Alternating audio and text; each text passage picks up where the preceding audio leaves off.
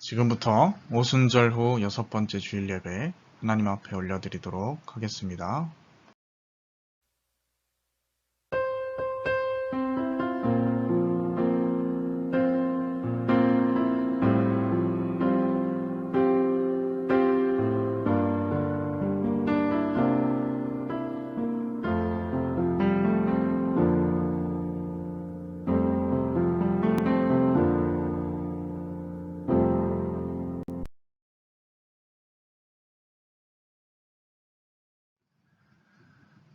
여호와의 집, 우리 여호와의 성전, 곧 우리 하나님의 성전 뜰에 서 있는 너희여, 여호와를 찬송하라. 여호와는 선하시며 그의 이름이 아름다우시니 그의 이름을 찬양하라.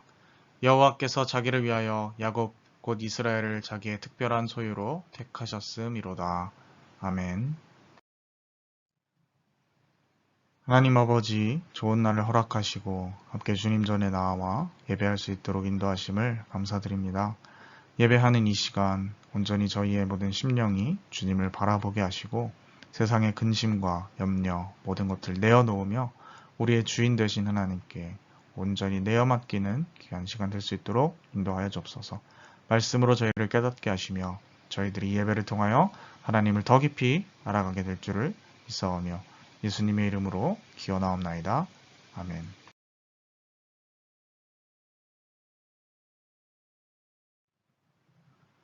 포악한 자여, 내가 어찌하여 악한 계획을 스스로 자랑하는가? 하나님의 인자하심은 항상 있도다. 내 혀가 심한 악을 꾀하여 날카로운 삭도같이 간사를 행하는도다. 내가 선보다 악을 사랑하며 의를 말함보다 거짓을 사랑하는도다.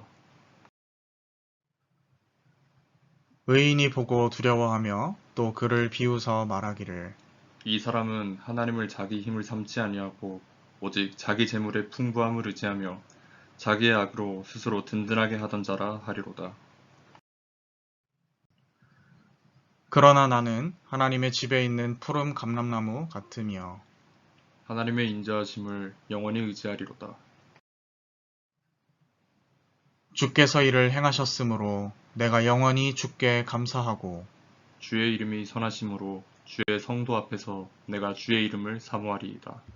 아멘.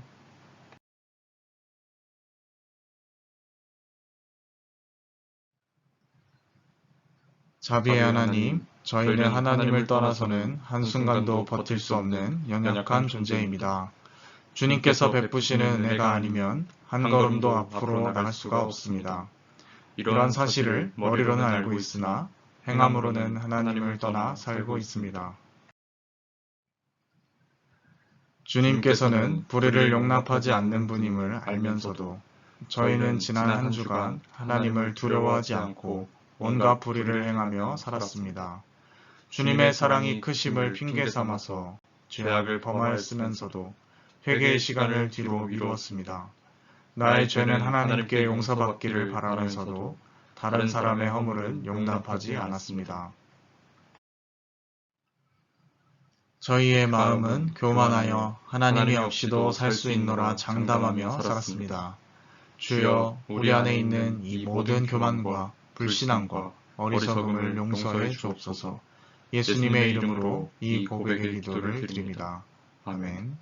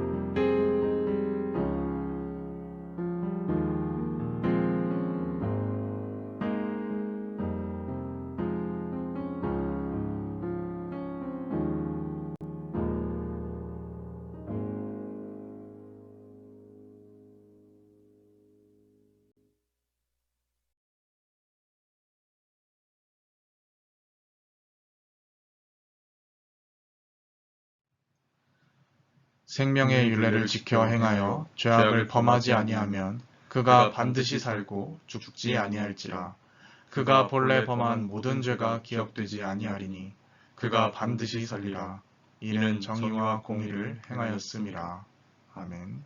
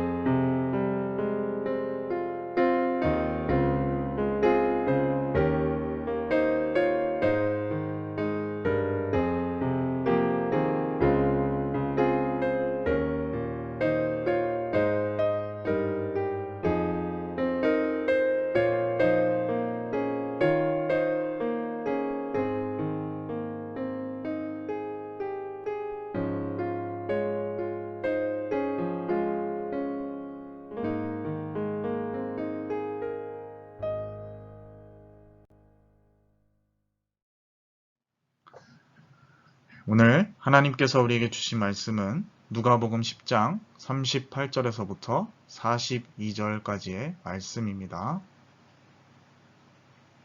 누가복음 10장 38절에서부터 42절까지 말씀입니다.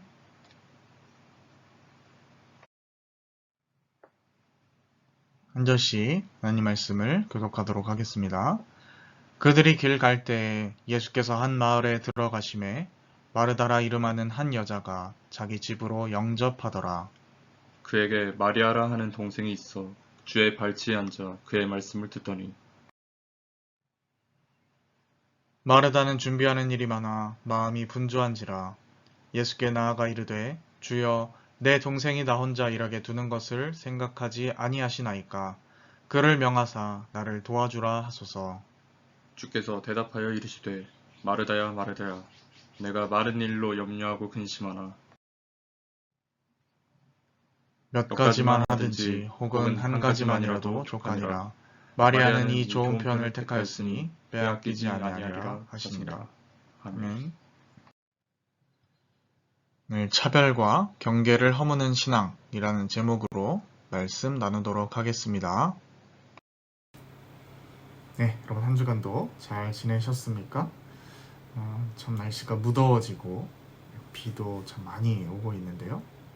저렇게 건강관리 유의하셔서 이 꿉꿉함 가운데 하나님 나라를 향한 쾌적한 우리 마음을 또 신앙을 유지하는 우리 모두가 되었으면 좋겠습니다.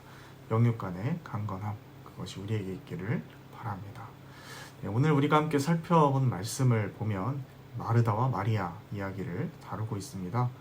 네, 오늘 말씀 가운데에서 마르다는 예수님을 자신의 집으로 초청하여 영접하였죠. 자, 마르다가 예수님을 왜 초청했겠습니까? 예수님을 너무 사랑하는 마음이 있으니까 우리 집에 모시고 또 대접하고 싶어서 초청한 것이죠. 마르다는 나름 그래도 나쁘지 않은 집이었던 것 같습니다. 예수님뿐만 아니라 같은 제자 일행들을 다 모셔서 자기 집 안에서 대접할 심산으로 예수님을 모셨기 때문이죠. 와, 완전 그 당시에 핫셀러 핵인싸에 해당하는 예수님을 자신의 집에 모셨으니까 얼마나 또 들뜨고 흥분이 되었겠습니까? 그러니 아마 마르다의 마음은 정말 내가 최선을 다해서 사랑하는 예수님을 극진히 대접해야겠다, 이러한 마음이었을 겁니다. 이 마음은 너무나 좋은 의도이고 마음이죠. 그런데 너무너무 신경 써서 우리 예수님과 제자들을 대접하려다 보니 너무 분주해진 것 같습니다. 40절에 살펴보면 마르다가 준비하는 일이 많았다라고 하는데 무엇을 준비했겠습니까? 먹을 것에 대한 것이겠죠. 그래서 흔히 우리 문화에 맞게 예를 들어보자면 팔보채도 하고 탕수육도 하고 나름대로 신경 쓴 여러 가지 음식들을 대접하려다 보니 정신이 없는데 딱 보니까 내 동생, 내 친동생 마리아는 아무것도 하지 않고 예수님 앞에서 말씀만 듣고 있는 것이죠.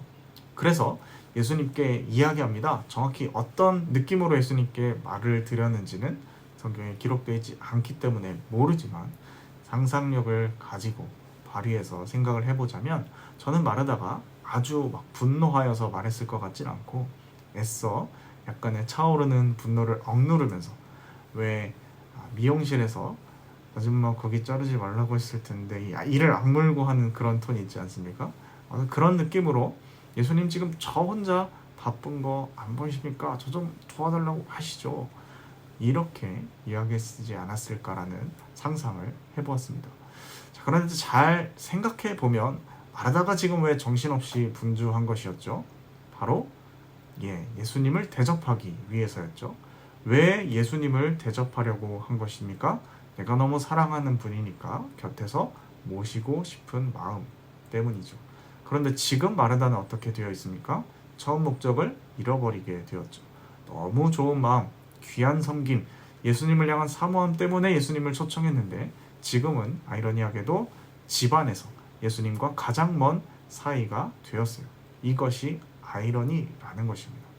그래서 나는 너무 바쁜데 저 한가롭게 예수님과 이야기하고 있는 마리아를 보니 약간 짜증이 났던 것이죠. 42절은 우리가 보는 개역 개정엔 좀 애매하게 번역해 놓은 듯한 감이 있는데요. 마치 여러 개의 반찬을 하든지 하나 하든지 이런 느낌으로 번역을 해 놓았습니다만은 영어를 포함한 다른 모든 번역 성경은 좀 더 분명하게 예수님의 대답을 표현해 줍니다. 일례로 영어 같은 경우는 이렇게 표현을 해놨다고요. But only one thing is needed. 그러니 이것은 다른 것은 필요치 않다. 하나만 있으면 된다. 라는 것이죠. 그 하나가 무엇입니까?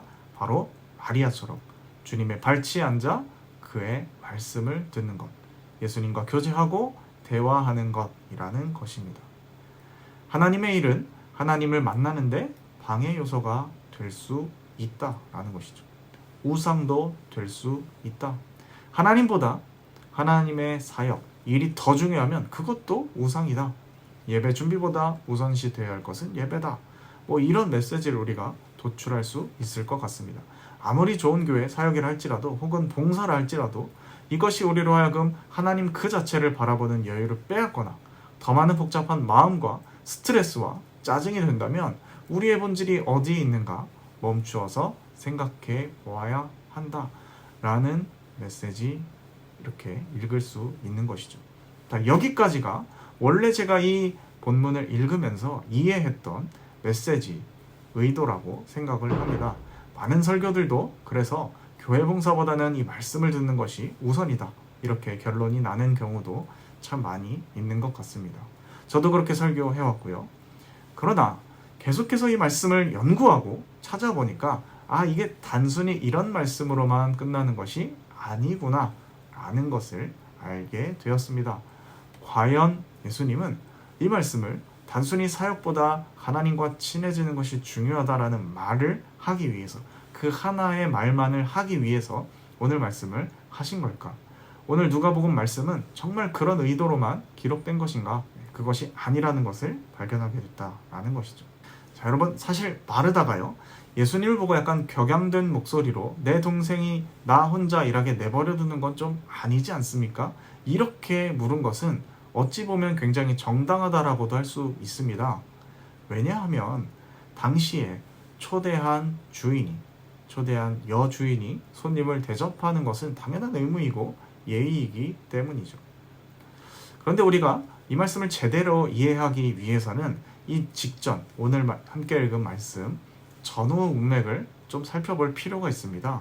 그런데 정말 오늘 말씀이 섬김보다 말씀 듣는 게 더 중요하다라는 그런 의도인 걸까요? 물론 100% 틀린 것은 아니지만 현실과는 좀 괴리가 있는 것 같아 보입니다. 왜냐하면 만약 예수님 말씀 듣는 것이 중요하다고 해서 마르다를 비롯한 집안 사람들이 모두 마리아처럼 예수님 발치에 앉아 말씀만 듣는다라고 한다면 손님에 대한 접대는 누가 하겠습니까?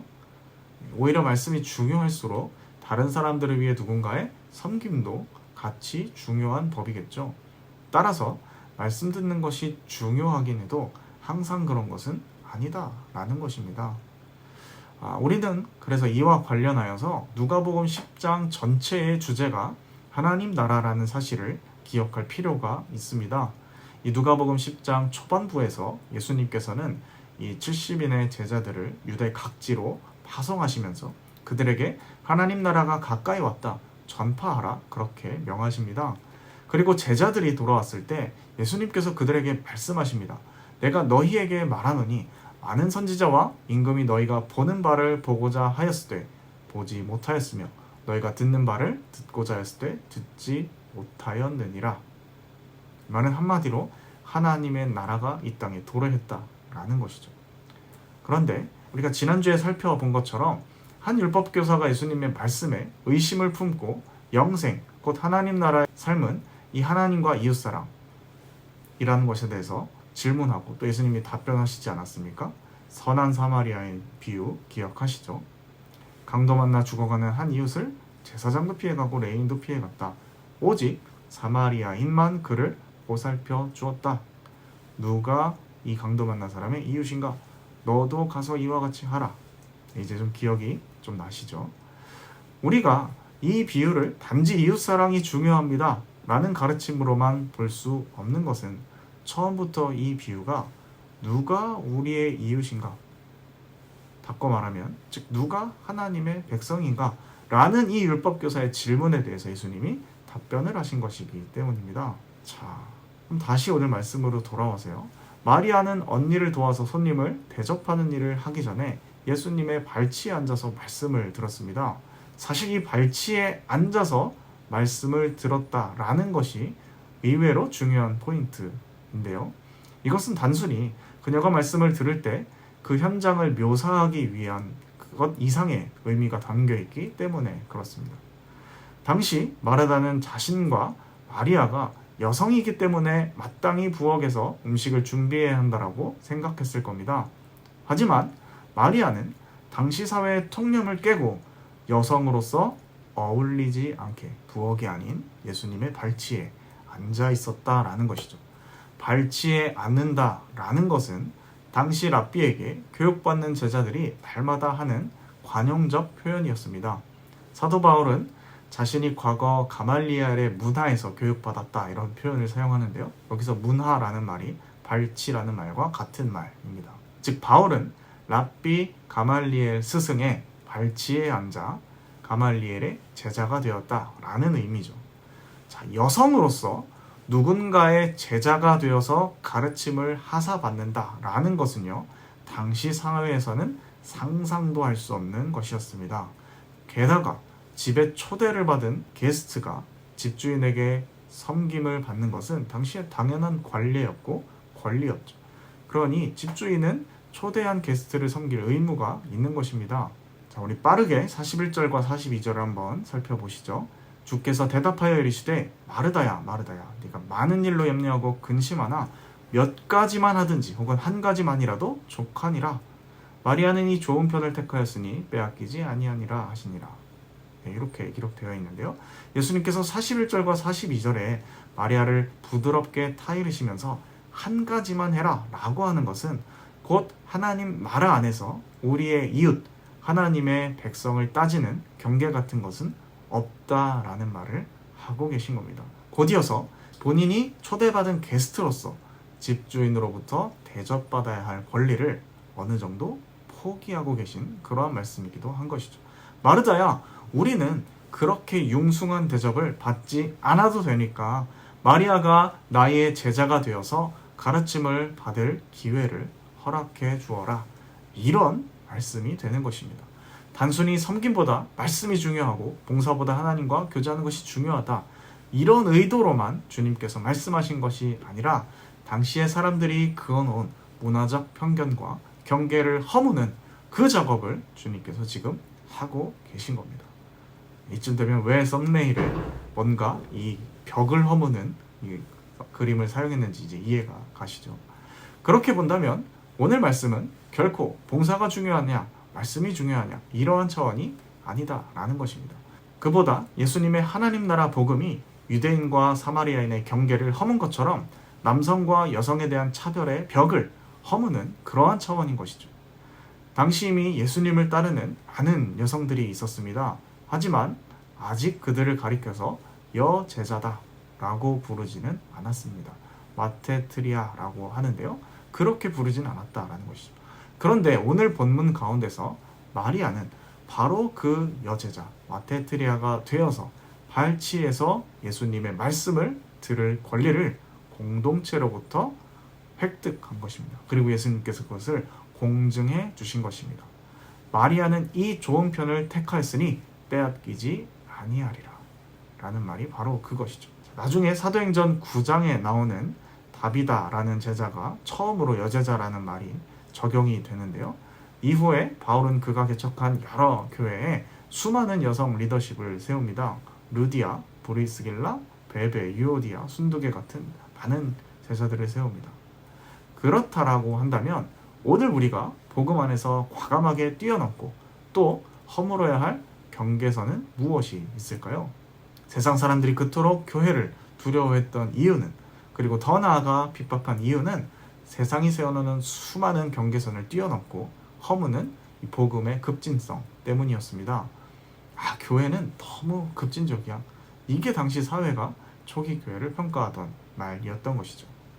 아니 어떻게 사마리아 사람이 우리의 이웃이 된다라고 할 수가 있는가? 아니 어떻게 이방인이 우리의 이웃이라고 할 수 있는가? 아니 어떻게 여자가 발치에 앉아서 남자들과 똑같이 말씀을 듣고 제자가 될 수 있는가? 여러분, 복음은 될 수 있다라고 말하고 있는 겁니다. 상당히 안타까운 사실은요, 오늘날 이 땅에 존재하는 교회들은 오히려 반대로 가고 있는 듯한 느낌이 든다라는 것입니다.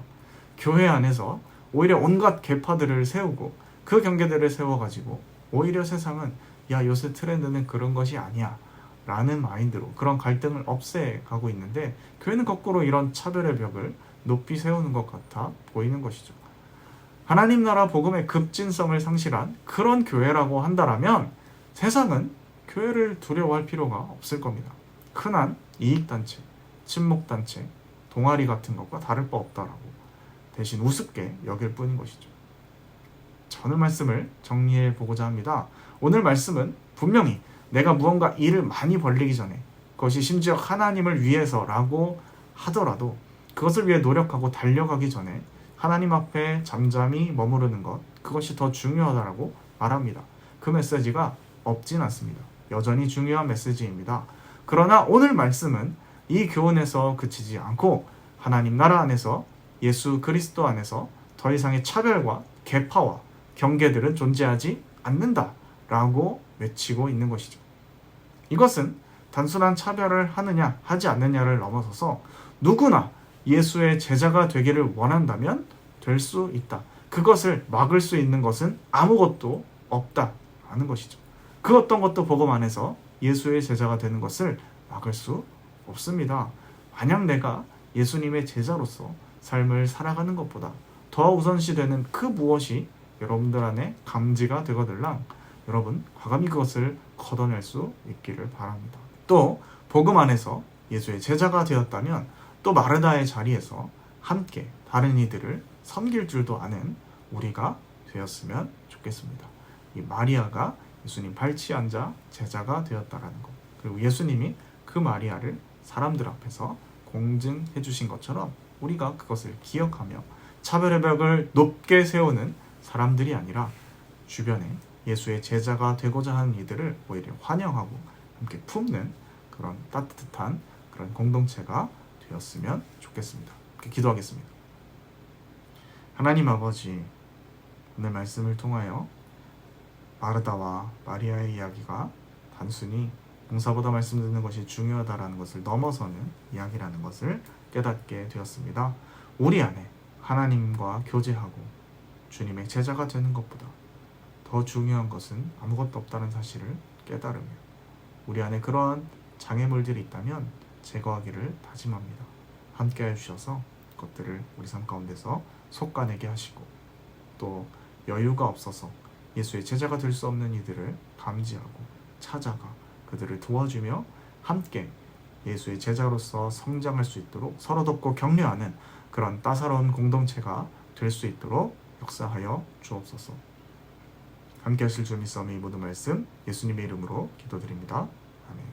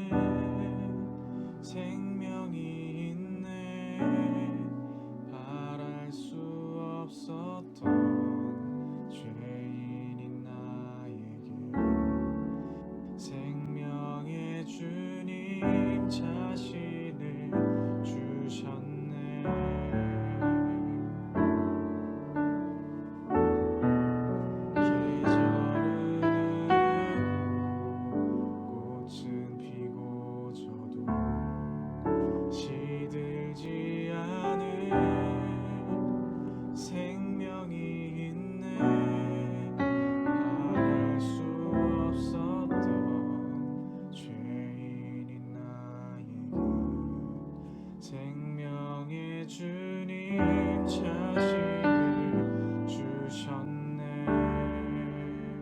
나의 삶은 내 주 예수의 것이니 내 생명 다해 예수로 살리.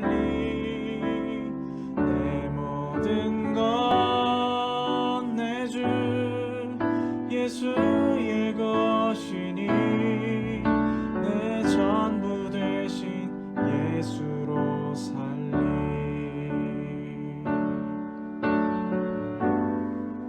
바람이 스치듯 삶은 지나가도 꺼지지 않은 소망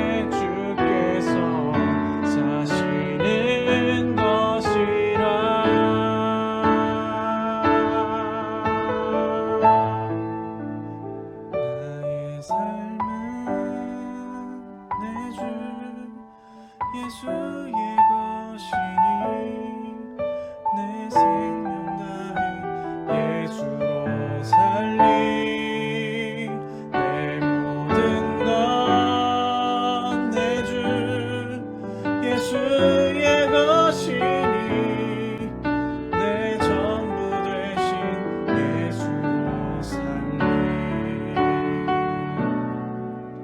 내 전부 되신 예수로 살리 내 전부 되신 예수로 살리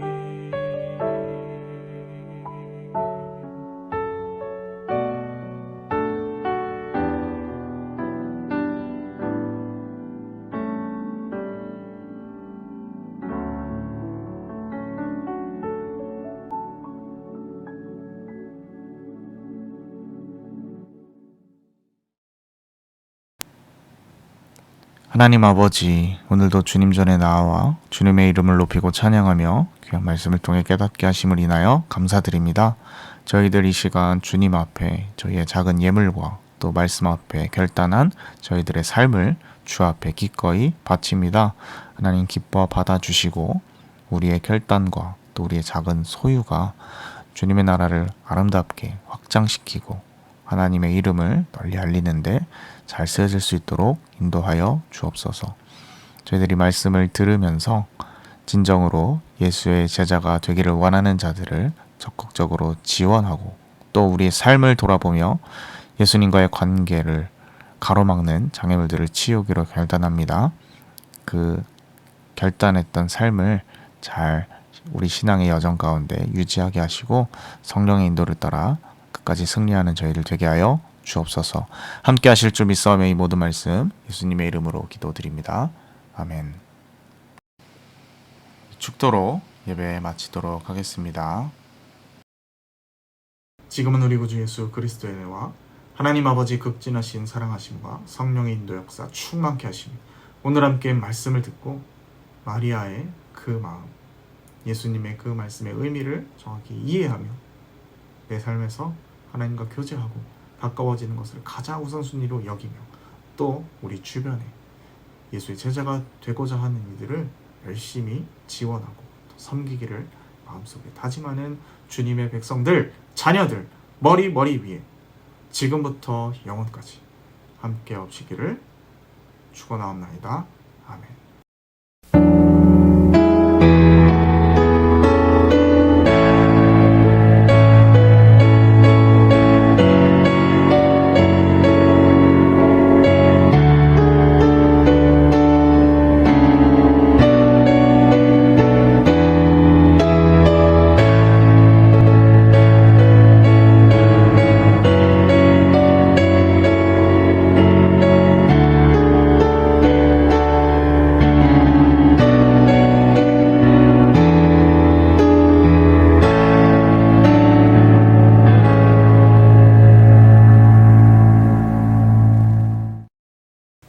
한 주간도 주님과 함께 동행하며 그렇게 행복하고 즐거운 한 주 보내시길 바랍니다.